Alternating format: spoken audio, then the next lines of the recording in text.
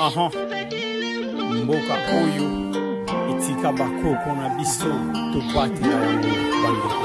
Mboka oyo etika bakoko na Afrika. Mboka na biso.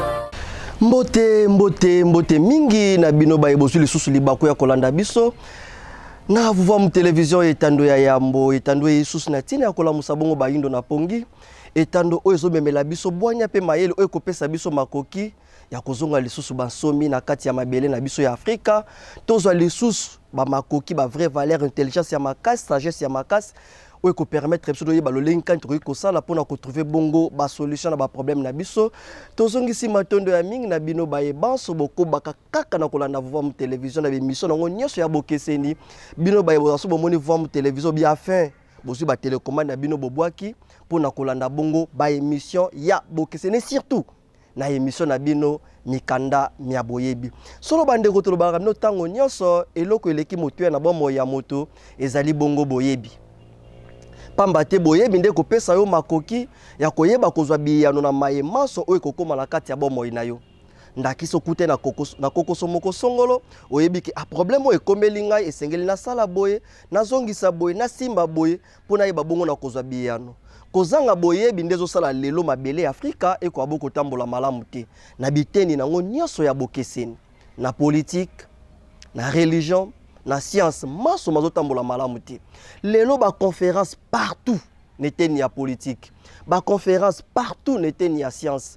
ba veille de prière nyonso neteni ya religion mais lelo so botali Afrique toujours ezali ko s'enfoncer ezali ko kita na se biyano ya malonga ezali bon komona te mabele Afrique lelo tokoloba ba guerre ba catastrophe ba nyonso ya mabe ba détournement ba viol ba crime nyonso na mabele ya Afrika pona nini po tozangi boyebi oyo kopesa biso makoki ya koyeba bongo ko trouver ba solution na ba problème oyo ezali bongo kotungisa biso mokolo na mokolo solo bandeko balandi esengo ezali susu makasi ya koya liboso na bino ya kokoba pamba te tolakaki bino tokoya bongo kosilisa mokanda oyo towute kosala mbaleleki ezalaki bongo voici ma lettre 2.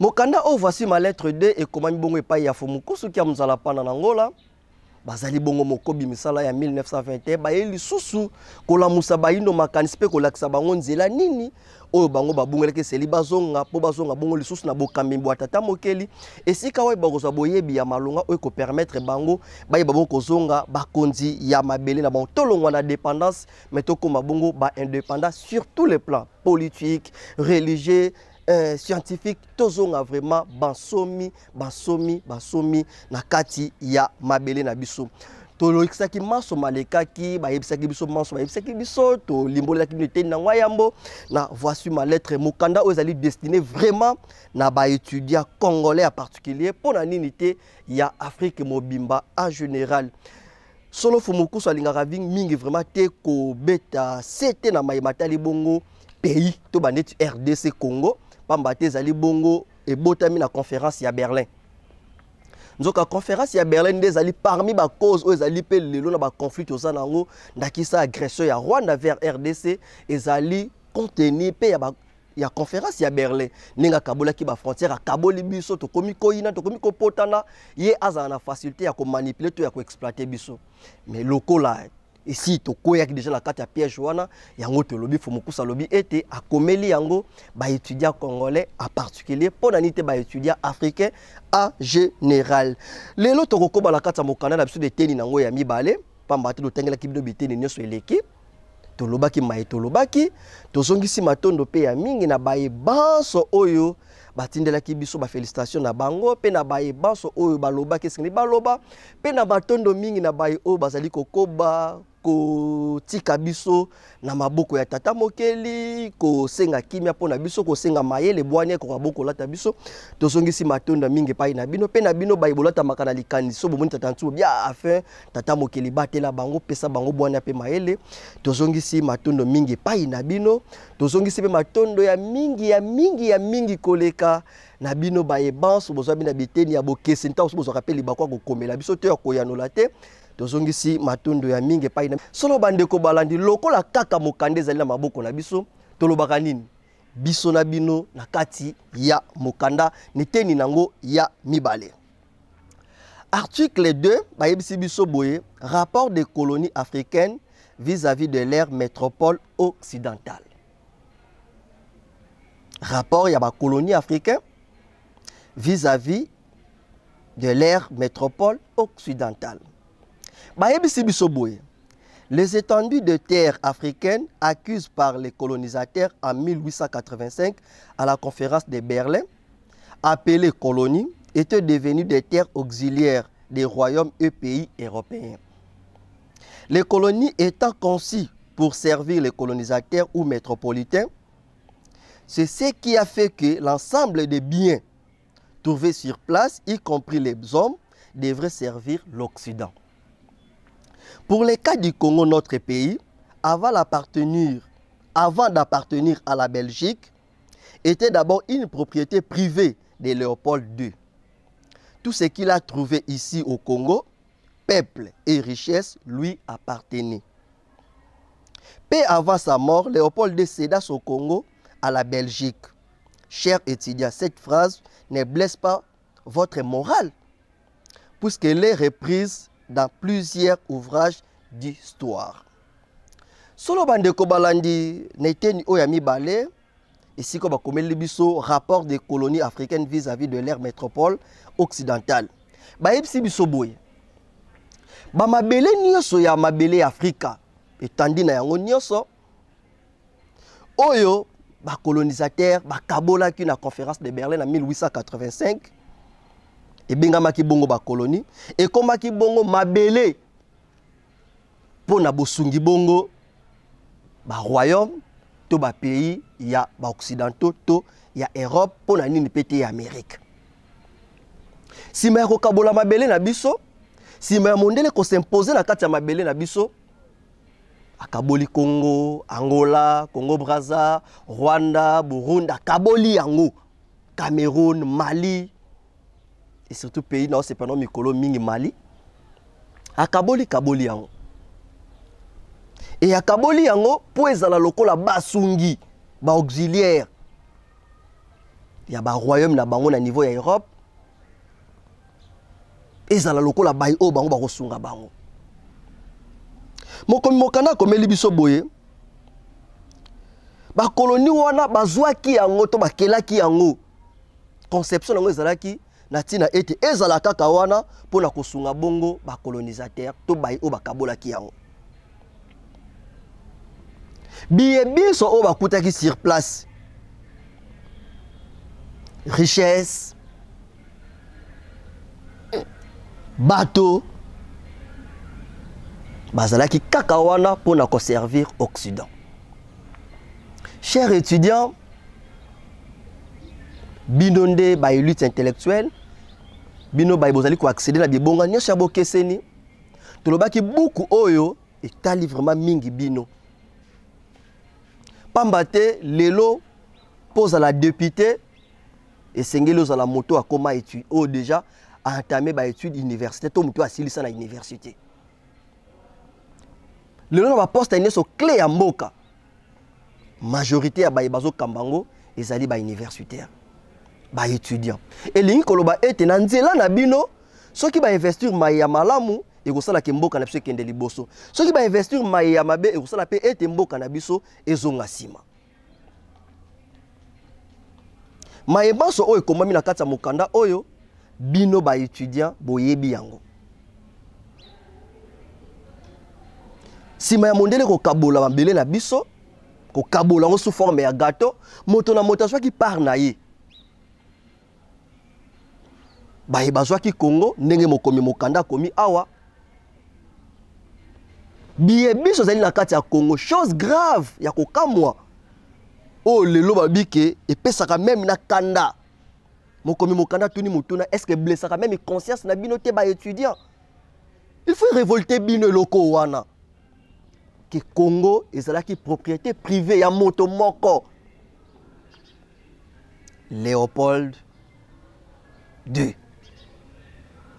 Donc zwa Congo na grandeur nango nyonso ndenge ezali na monene nango nyonso ndenge ezaleli na ba richesse nango nyonso ndenge ezaleli na mibali ya kitoko na ba mama ya kitoko ezalaki ya moto moko Léopold II. Eloko wana tango elobamaka esengeli bambiso to liaka mino na ndenge ya mokete me ya kokamwa ekoma lokola nzembo na monoko ya ba historien soit disant ba historien congolais ekoma nzembo do eloko moko facile na minoko ya ba élite intellectuelle d'autant azobeta lisolo wana ke Léopold II Congo ezalaki ya so belo monde na azomonde ezosalita pas cité na motema mais na moto aza conscient eloko wana esengeli esuwa ye tozonga kaka na kati ya mokanda po toyeba likanisi ya mokomi mokanda fo mokusu kia mzala pana na ngola ekosuka ndenge nini na voici ma lettre D pamba te mokanda oyo eza destiné kaka na ba étudiant toyebisaka bino ntango nyonso mokanda so bongi bozwa yango bokende na avenue Ngiringi numéro 50A direction Chabagambela soki boke kuna bokokuta moto mobimba za wana pona kotekela bino mikanda na biye oyo totanga na ona totanga te bokokuta yango kuna. Face à cette réalité, croyez-vous que ces métropolitains pouvaient-ils former une élite intellectuelle africaine capable de lutter pour l'autonomie des dites colonies? Ou encore, à l'heure actuelle, peuvent-ils former une élite qui peut les concurrencer? C'est tout à fait paradoxal. Cela vaudra justement fournir les armes à l'ennemi. Si votre ennemi est armé par vous-même, quelle sera la suite? Or, pour mieux maîtriser ou neutraliser son ennemi, il faut plutôt lui priver des armes. Voilà le type de relation qui nous lie avec le blanc et leurs complices asiatiques et arabes. En plus, au niveau de l'Occident, ne sont admis à vivre dans leur terre rien que les Africains qui se soumettent à leur volonté métropolitaine. Ce qui veut dire que toutes les formes ne seront que des auxiliaires. Tandis qu'ici en Afrique, ils ont réservé une vie un peu paisible à un certain nombre d'intellectuels qui leur faciliteront l'exploitation de leurs anciennes colonies, soi-disant indépendantes.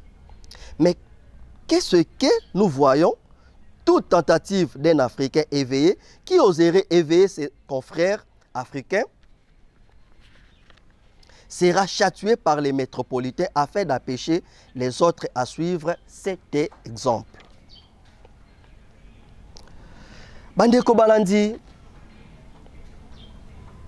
solo ezali kopesa na mawa to bandi to lobaki yango ne bandeli ne teni na ngwa ya mboto salaki mondele ti azolongwa na mabele na ye azoya awa na Afrique azoya kaka na likanisi moko ya ko maintenir ba pays africain na kati ya pauvreté na kati ya colonisation na kati ya esclavagisme. Donc tant que tozomona ba dirigeant nyonso bazo baluka awa o Macron aye o papa aye o nana ye likanisi kaka moko bazalaka nango ya ko maintenir ba pays Afrique na kati ya dépendance ndenge mokomi mokanda komi awa bazala kaka ba auxiliaire o bazala kaka wana pona kosunga bongo Occident. Et mondele lokola yebi déjà que nazo kende en Afrique pona maintenir bango na état wana ya pauvreté ya conscience akokela ba mécanisme ebele o ekosala ete a maintenir son état wana. Formation nyonso o akopesa biso ekozala formation te poto égaler ekozala formation poto égaler ti akopesa biso formation poto continuer kozala toujours ba auxiliaire ba auto kosunga ba to continuer kozala toujours ba dépendant vis-à-vis na bango ba occidentaux okomi mokanda komi yango awa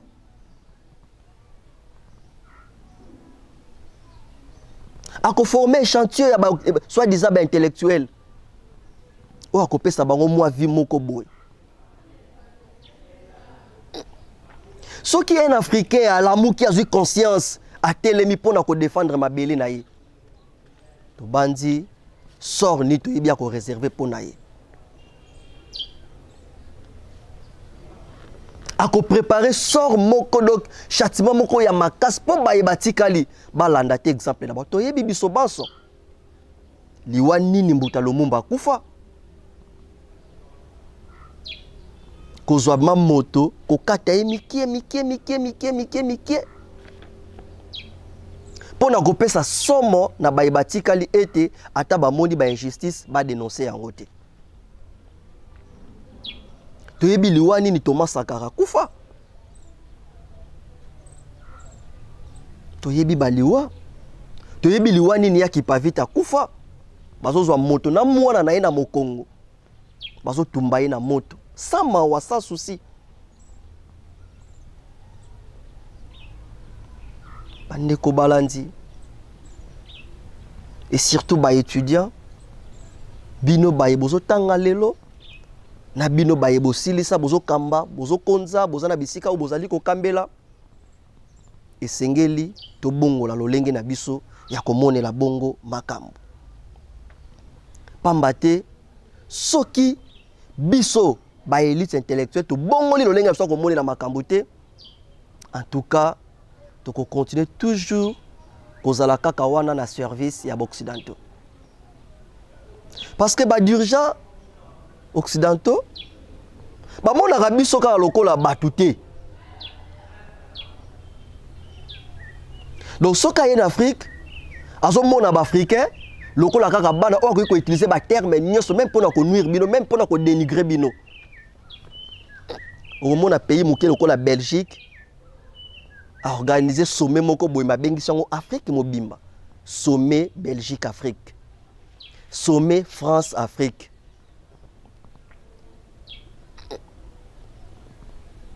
tala niveau mais comment on appelle biso ba étudiant biso bato mayele et si ka oyo est révolté penser na biso to non pays a moké lokola France a ko ça jamais sommet France Afrique mais tozo mona yango normal France azo bali kambo pona continent mobimba et continent matoi ya ba étudiant ba intellectuel et sonné pété lobi pe le côté pona nini cher étudiant ni nezo sala ke bêtise moko côté na litoi mais sonné té déranger pété et côté pe bimeke yesali pe likambo nango non non kasi tozonga na mokanda pambate mokomi mokanda komi maye maso o tozokende malembe na malembe na kolimbola mai oyo ye akomi alobi na biso boye mais tout Africain qui leur donne la facilité de piller nos valeurs africaines est applaudi, encouragé, plébiscité par ces métropolitains.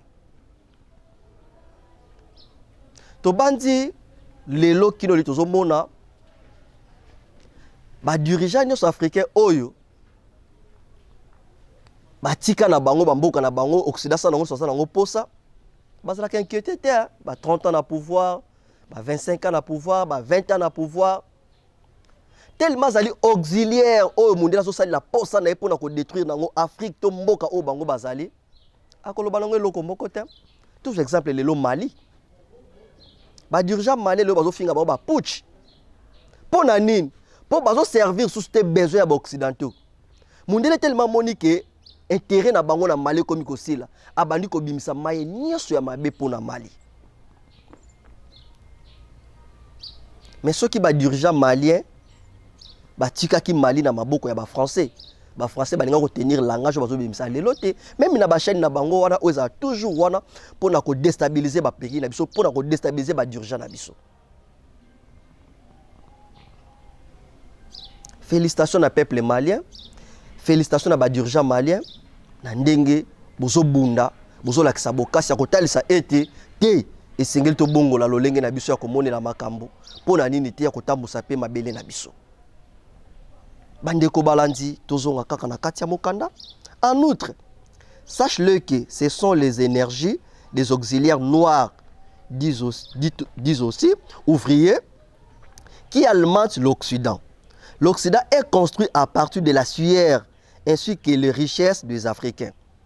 Celles-ci font la force financière, économique, commerciale et tchétchérie de l'Occident. Et pourtant, l'Africain propriétaire de dites richesses est resté même réduit.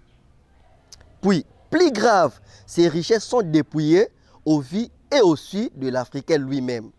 Mais, comment demeure-t-il, il sent réaction. Et même son élite intellectuelle ne réagit pas. Pourquoi? Solo bandeko balandi, ils ont sa passe, ils ont sa mawa. Lelo, ceux qui botali même, l'équipe nationale ya mikili ya bapayato ya Europe, lelo force nango, to ba club na bango, ezali kaka majorité africaine.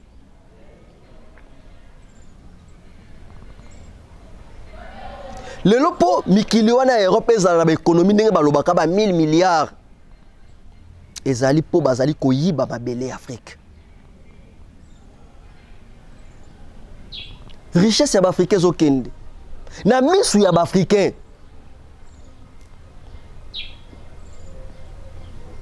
Lelo bati au ministre, lelo za président de la République. Okomona eteni oyo eza eteni ya ba américain. Eteni oyo eteni ya ba français. Pétrole oyo na kata mboka lapso eza ya ba français. Gisement ya diamant oyo eza ya ba américain. Oyo eza ya ba chinois. Na kata mboka na biso. Dona mabele la biso. Ngai malien, ngai burkinabé, ngai congolais, ngai camerounais. Na kata mabele na ngai. Billet ya ngai. Et comment ya ba français. Eza na mabele, eza na bisika musu na kati Afrique ana bamboka mususu. Même nga moko kolo mabele na kota kate, mais un français, un belge, un américain so kota na facilité nyos.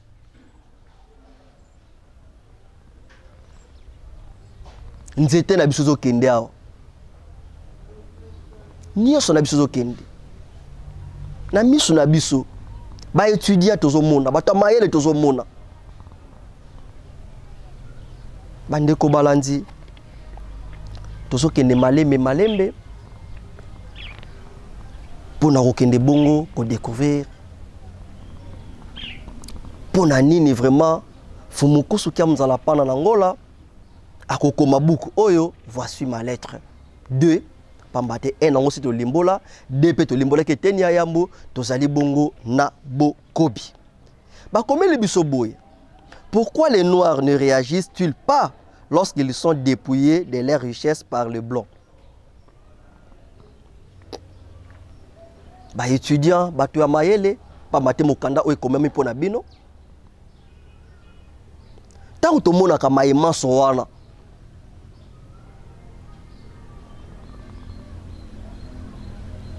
Ki diamant ya Congo, coltan ya Congo, cobalt ya Congo, cuivre ya Cameroun, zinc ya Mali, bakolo mabele ba autochtone baso bénéficier na yango te.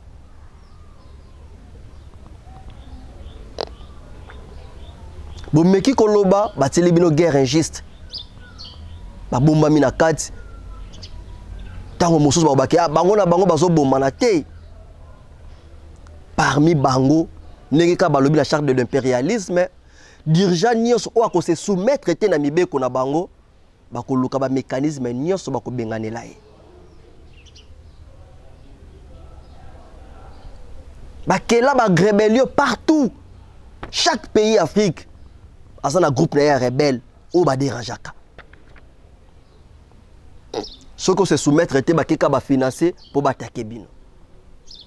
Ezali lia mondele. Mais ni ne salaka ke biso ba africain, biso ba indo, biso ba étudiant, ba élite intellectuelle, to kokate ko réagir par rapport ya mayema so oyo bazali ko sala biso. Pourquoi les Noirs ne réagissent-ils pas lorsqu'ils sont dépouillés de leurs richesses par le blanc? Pour répondre à cette question, prenons d'abord l'exemple de ce qui se passe dans la médecine, spécialement dans le domaine de la chirurgie. pour bien comprendre ce que font les colonisateurs dans leurs colonies africaines, qui, du reste, sont devenus des propriétés privées des Occidentaux. Pour réaliser la chirurgie, à toute facilité, il faut anesthésier le patient afin de lui éviter les douleurs intenses durant l'intervention chirurgicale. Pendant ce temps, le chirurgien n'aura pas de menace pour réaliser sa mission dans le corps du patient préalablement neutralisé par l'anesthésiste. Dans ce contexte, l'anesthésie, c'est l'évangile. Les patients, le peuple noir, les chirurgiens, c'est les colonisateurs, administratifs ou exploiteurs blancs, qui se fait accompagner de son confrère anesthésiste. Entendez ici les prêtres, missionnaires, évangélistes et tchétchéris, qui vous font accepter les souffrances sans tressaillir. Donc, à l'époque, écoutez l'évangile administré par le prêtre, missionnaire, évangéliste et tchétchéri, neutralisait la conscience des victimes noires qui n'avaient plus les moyens de réclamer ni dénoncer les souffrances leur imposées par les colonisateurs. À ce moment-là, ils se sont laissés soumis à l'évangile pour mieux mériter les ciels. Entre-temps, les colonisateurs réalisaient tranquillement son opération chirurgicale sur sa victime noire, entre autres les pillages de richesses des Noirs au vu et au su de ce dernier, mais ils ne réagissent pas. Bandeko balandi, nini ezosala ke lelo, bato ya mayele, bato batangi bakelas, bato bake na université, bake ya contact na univers pour na découvrir comment fonctionne l'univers, bazo kokate ko réagir devant l'injustice ou l'opposo pemba zali ko sana mabele na biso. Mokomi mokanda apesi yano, alobi po ba yano la malamu na motuna wana ba pesi biso ndakisa na kati ya médecine. Balobi moto oyo bakendaka basala lipaso to opération nde tolobaka pona ko toza na facilité ya ko comprendre. Po médecin chirurgien za na facilité ya ko sala opération na yo wana akozwa akotia ye anesthésie. Bako benga moto aza mieux placé na domaine wana bakotia anesthésie. Anesthésie ça kana tina moko ya ko neutraliser moto o balingi basala intervention la to coopérer. Tango batie anesthésie elingi ko bake moto wana nzoto na ye ba bomi yango nanu. Po ekoka te ko subir choc ya mbeli tango bazali ko ta ceinture yango te. Et tango bakotia anesthésie nde monganga koya akosala lipaso na ye na pete na temps o epesameli ye. Mokomi mokanda alobi bongo alobi lolenge moko pena mondele. Tango ayaki po aza na facilité que azoyiba bayindo bazo mona bazo tala mais bazo koka ko réagir te plutôt ezali ba utiliser ki ba mécanisme ba anesthésie ya makasi. Anesthésie ngo ezali nini? Ezali ba évangile o ba yeli biso na kati ya église. Anesthésie ngo ezali nini? Ezali système éducatif o bateli biso. Basali effort ba dénaturer l'homme noir, ba longola e mino ndenge ba longola ka lion. Ozui mwana ya lion katie mino katie manzaka ata komi na kanda mo a dévorer muta ko koka lisusu te.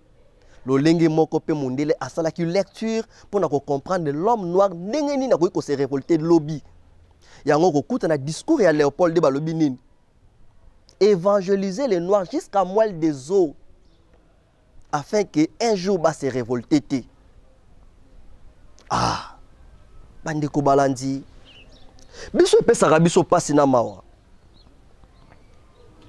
Tozalaka tango mosusu na esengo ya koya liboso na bino pamba te mission mikanda ya boyebi ezali émission oyo ezali kosunga biso po toyeba bon kozwa boyebi. Ezali kosunga biso émission po tozwa bongo boyebi. Émission oyo ezali kosunga biso na lisungi ya bakambi na ngai ya Vom télévision. Émission oyo ekomata sekomata olo we ebongo bino kuna soto komata sekomata solo bandeko balandi ezopesa pasi Tous réagir. Ceux qui dirigent africains, trop c'est trop. Et c'est que tout ça pris na diamant, c'est que tout ça pris na cobalt na biso. Bako bomaye, loko la moi est boelé. Bah étudier ba vandi ba to mayel. Et si kaba se révolter ba non, mais on va diriger sans défendre biso. Ba ko beta ko le soleil ma wa eta ninga kufeli. Et eta ninga kufeli. To mona musée. To mona musée. Président sortant kaka président Honoré Kabila Kabang na contrat et na code minier. To mona lo lenge kani mondela tsaye pression. O za pon intérêt na biso ba congolais.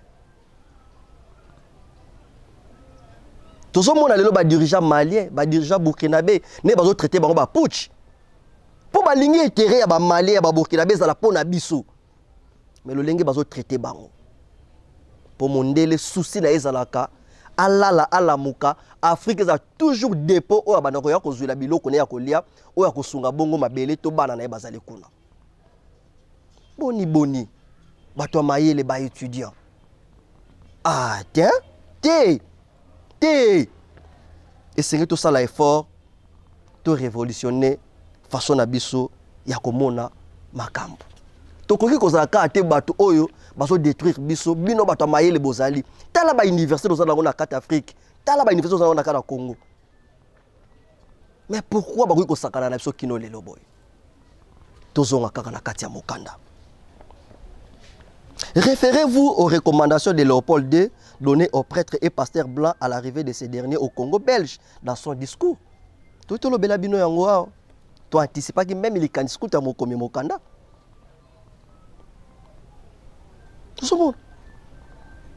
Voilà ce qu'il a dit. Évangélisez les Noirs jusqu'à la moelle des os, afin qu'ils ne se révoltent jamais un jour contre les injustices que vous les feriez subir. Faites-les réciter chaque jour, errer ce qui plaire, car le royaume des cieux est à eux. Attention là, biloko mokili na tinate, na kokende na ngana lola, kuna na kolia na bana koyemba. Tala degré ya makanisi bakotisa bato. Bandeko balandi, quels sont les effets sur terrain de l'élite intellectuelle africaine formée à l'école occidentale? Nini tokomona na bay oyo bazalaki formé et pas ya loposo pembe pe bazali kokoba kozala formé pas ya loposo pembe. Il est dit les mêmes causes produisent les mêmes effets. Les évolués d'hier travaillaient pour le bien-être total des blancs colonisateurs, puisqu'ils ont été façonnés comme cela à l'école occidentale. Après les indépendances en Afrique, l'Africain continuait à être formé à l'école occidentale et ajouté à l'école asiatique et arabe. Alors, comme tous ces peuples ne viennent en Afrique que pour leur intérêt, vous constaterez que les mêmes effets devant l'indépendance se produisent dans le chef de l'élite intellectuelle africaine actuelle. Voici quelques effets liés aux causes que nous déplorons ici. Vous constituez la classe intellectuelle africaine. Aujourd'hui, une fois que vous êtes aux affaires ou au pouvoir, vous appréciez l'Europe. Vous faites tout, soit pour y aller, soit pour y installer, avec vos femmes et vos enfants. Vous adorez que vos enfants étudient en Europe plutôt qu'ici en Afrique. Vous n'avez pas l'envie d'investir en Afrique, mais vous souciez d'avoir des somptueuses villas, des appartements, des hôtels, etc. en Europe. Vous n'avez pas d'ambition sérieuse de reconstruire l'Afrique, ni de l'embellir, et pourtant, c'est la terre de vos ancêtres. Vous n'avez pas l'idée d'améliorer les conditions de vie de vos parents, arrière-grands-parents, concitoyens dans vos pays ou mieux dans vos contrées d'origine. Vous êtes très heureux de vous habiller à redingote ou parfois à cravate. Vous admirez, pleure l'Occident et appelez vous-même la communauté internationale venir s'ingérer dans les affaires internes de vos États. Vous vous organisez mieux pour être toujours docile envers les Occidentaux qui pillent les richesses de vos pays. Alors que pour les Occidentaux, agir ainsi, ils vous trouvent des bonnes marionnettes manipulables quand ils veulent. Vous fournissez des efforts énormes pour maîtriser autant de langues des ex-colonisateurs. Vous n'avez aucune inquiétude d'être incapable de formuler ne fût-ce qu'une phrase à vos langues locales. Vous manifestez le souhait ardent de vous rendre en Europe. Bien des fois pour vous, l'Europe remplace directement le ciel. Mieux vaut aller en Europe plutôt qu'au ciel. Vous croyez qu'avoir foulé l'Europe pour les études visitées auprès des anciens colonisateurs est un cursus de taille réalisé, ce qui vous donne l'occasion d'être admiré par vos confrères noirs. Et pourtant, vous y avez été auprès de vos néocolonialistes, autrement dit vos destructeurs.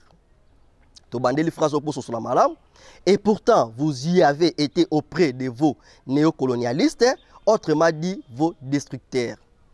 C'est ainsi que vous avez un peu de facilité de collaborer avec eux, manger comme eux, déguster les jambons, les saucissons, les pains coupés et à la margarine, du lait importé, etc. Puis, vous êtes très arrogant d'imiter leur façon d'articuler ou prononcer les mots conformément à leur langage ou expression.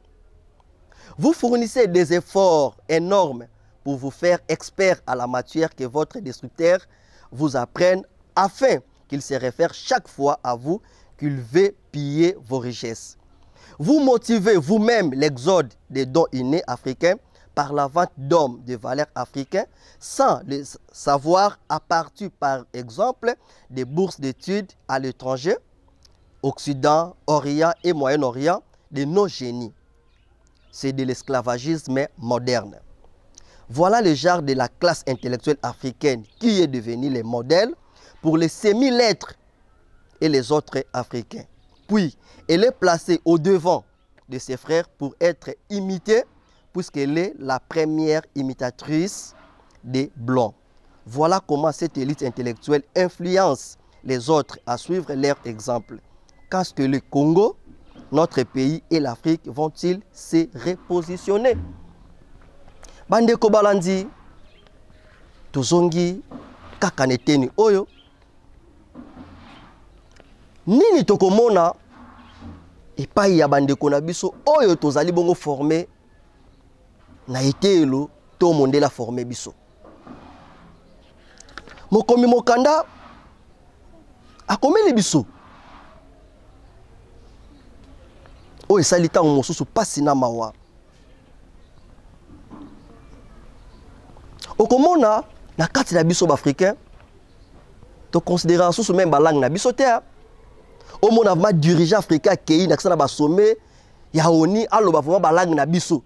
Et place azali ba loba vraiment ke ipongamo. Bande ko na ba mongo esika bazali baseki. Oto esika zala bake. Ah, abwe ma vipi yenge kieno. Ah loba ngote. Betwab wanya ah loba ngote. Peka munu mamba mbaba itoma. Ah loba ngote. Ha? Ta on a lobby abwe ma vipi place nengo senga zala seki pour mo konza ki Congo vraiment. To loba jambo ah loba ngote. Même l'élite intellectuelle. Parce que là, baba, il pongamo, apesa mbote na kimongo. Ah, pesa ngota. Ah, pesa ngote. Il pense à eh bon, tu sais, mais c'est bon, moi je viens de. Non. Et puis ça même il construit dans les dirigeants africains, si qu'a exprimer pensée juste dans la langue où ils ont maîtrisé. Non. À côté tatamana en français, à côté tatamana en anglais. Tu négliger la valeur na biso. Tu négliger la valeur na biso. Tu as constaté qu'on considère la vraie valeur na biso. Nenge mokomi mokanda komeli biso a. Okomona a vraiment un ministre na kati Afrique. Ministre na kati Afrique. Ministre na kati Afrique. Ayibi mbongo na Afrique na mboka na ye. Akebomba ngona poto. Ah! Mwana kaka yibi mbongo na ndako ba para akegolia kwanga ndakisana mikebuka na balabala. Ezaleli abana muke. Élite intellectuelle. Ministre ya santé azali la kati ya mboka. Érosion salimi quelque part, batu bazui fulu o ezo dégager solo ya makazi, bake ko bwaka ngo esika batu bazali. Esika ministre santé lo bakete ba ko bwaka jamais fulu esika batu bazali, pamba te ko mema ba kono ya bokeseni. Akoloba te, ta mosusu na yé pas na kati. O ezali ko kumba bokono, lelo tozali bon ko kanga bandoki. Et surtout le biyambe komi ko kanga bandoki. Pas si pe mawa. Solo bandeko balandi. Lelo komona même ba ministre na biso ba ministre na biso la kati Afrika wa. Autant so batele ba éducation. Au mona bana bakina otanga na mikila bapaya. Voici bana na mikila bapaya. Ah batiki bino botanga na ba condition moko taliboy. Mais boye bango qui était dans nzela sali 1000 ans na kati mai ko mangando. Tata botangisi bana etelo bapaya.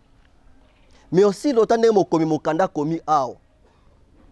Tozana kati, tozana dose mo bata kati na biso, kisi mo za kati na biso, ozo permettre biso to éveiller conscience na biso. To kozala toujours kaka ba auxiliaire. Chers étudiants, total mai oyo mo komi mo kanda komeli biso. Ingeta tozata option esengo ya kotanga yango.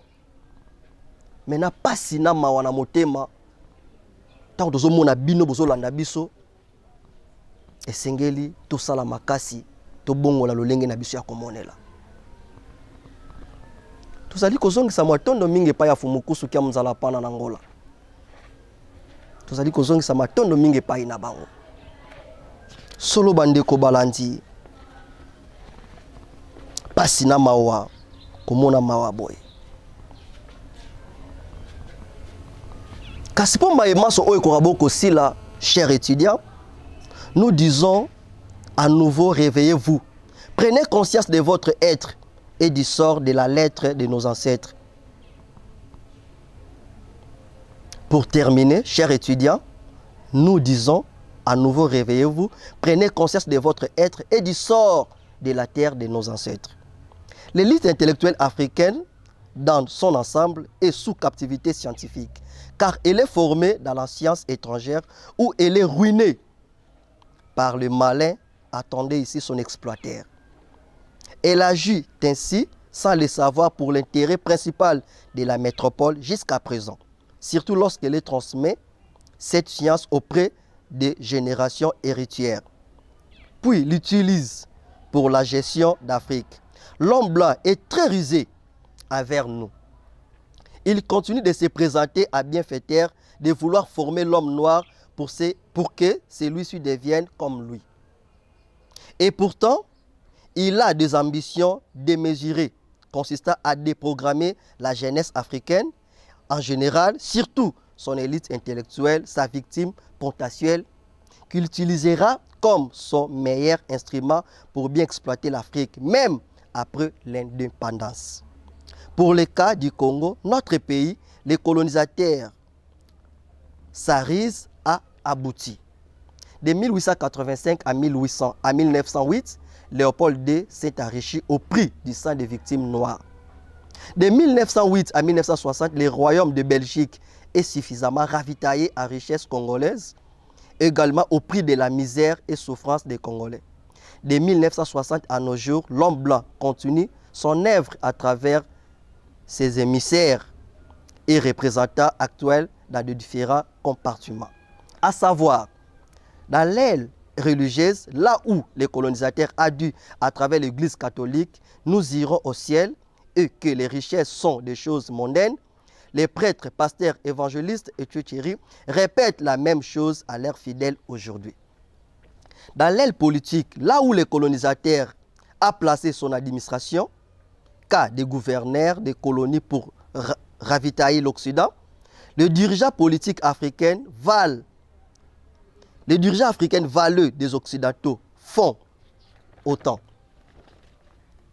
Puis, dans l'aile scientifique, justement avec des scientifiques actuels qui ne savent pas qu'ils sont au service de l'homme blanc.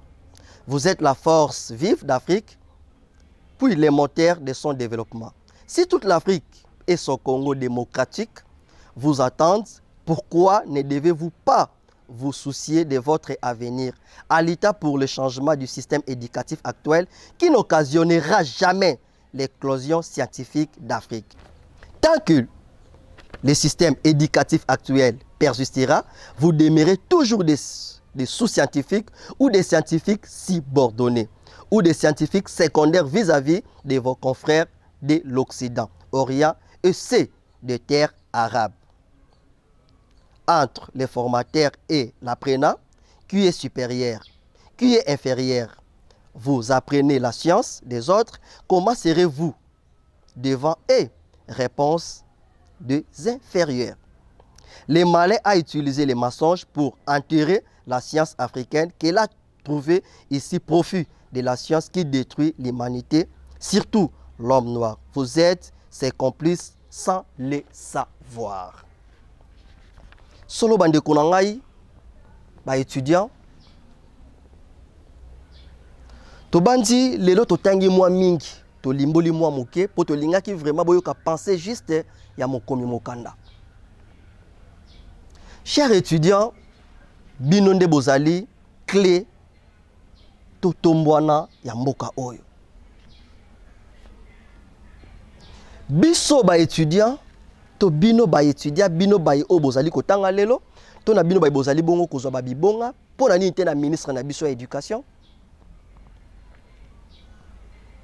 ministère na biso na EPST, ministère na biso ya ESU. To yeba ete soki to bongoli lolenge na biso ya kotangela te, bana ya bana na biso bakozala toujours wana sous dépendance ya ba Occident. Nenge lelo pe Orient zali koya toza toujours sous dépendance na bango. Po mayema so o masha babongwana esengeli to bongola lolenge na biso ya kotangela. Bande ko na ngai ba étudiant tolobaki na bino étudiant zali moto o asala ka ba recherche approfondie. Boluka mokomi mokanda fumukusu kya mzala pana na ngola. Bon organiser ba conférence débat à limbolela bino malamu. Bokenda ko défendre ba thèse o tango mususu moto alibanda komi o ezanga tango mususu fondement ya malunga o tango mususu pe ko pesa nango biyano malunga te. Po ezali pe ko pesa biyano malunga te. Mais boluka fumukusu kolandela mai o akomi awa. To kota nango na mozindo. To koloba te tango mususu ezali solution. Mais c'est l'obiso tatantumo mayimona to yebisi bino ete ezali solution. Ya ba problème ya mabele na biso. Solo bande ko balandi. Tosongisi matondo mingi pai na bino. Solo koba akatisi nzete. Fumukusu kya mzala pana na ngola. Bakomata se komata, bakomata se komata. Motema mabe komisaka moto zoba. Okoki kotika nzoko ya monene likolo ya ki motema mabe po mutako kabelo lingaka yete, moke welela likelele. Tika nazongisa matondo ya mingi epai ya fumukusu kya mzala pana na ngola pamba te mikanda oyo esengo za kati ya kotangela bino pamba te biso peta dozotanga yango ezobakisela biso boyebi pezo la musali susu makanisi na biso. Matondo mingi na balandi ya mikanda mya boyebi, matondo mingi na nkwanga ntolula moke na miso meposili se po pika bango nde bazaki na sima ya kamera ba assistaki bango epai ya nengwa senga lukifipa. Tozongisi matondo mingi epai ya nkoro ntimba papa sentinelle kasi tokozongisa matondo ya mingi na moto azikaki tango azolamba mwa moto mwa mbeli ekozokisa ye ayokaki pasi po émission ekomela bino na kitoko nyonso. Bango nde nani? Mpose le chef tata Ntimba Siluvondi. Matondo mingi epai na bino. Solo bandeko boko bakolanda émission mikanda ya boyebi. Awa biso na bino tokozwa ka boyebi. Awa tokozwa ka boyebi. Awa tokozwa ka boyebi. Tokuta na manaka ezali koya kime ya fumuki mbango et surtout ne leko ya mbotama ekoba kozala na mabota ya bayindo baso matondo. Aha. Mboka oyo etika bakoko na biso to batela yango bandeko. mboka oyo